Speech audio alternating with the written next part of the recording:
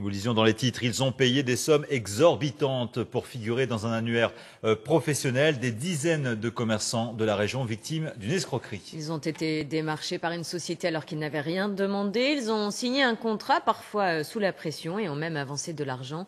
À Denain, une coiffeuse organise la riposte des commerçants. Simon Colaonne, Bertrand Terry.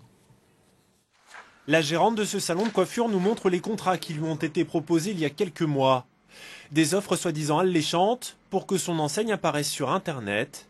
Contrat qu'elle a fini par signer sous la pression. On m'a fait croire que je m'étais engagée au téléphone, que j'étais vraiment malhonnête, que je devais absolument renvoyer les contrats.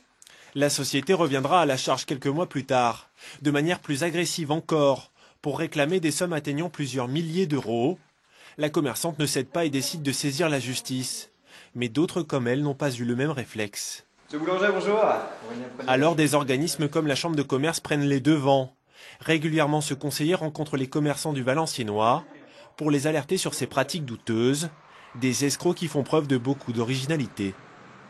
Des fraudes à la fausse publicité ou la vraie fausse inscription à des fichiers plus ou moins publicitaires mais qui se veulent obligatoires, alors qu'ils ne le sont pas du tout évidemment, puisque ce sont les entreprises entre guillemets commerciales qui vendent ces fichiers, mais qui se prévalent bien souvent d'autorités publiques.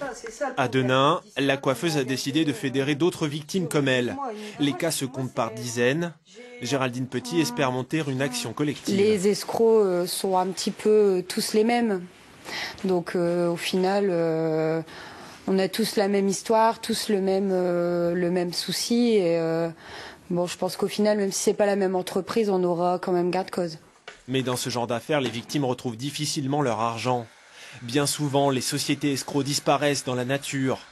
Pour éviter les problèmes, le premier conseil est de ne jamais signer dans l'urgence.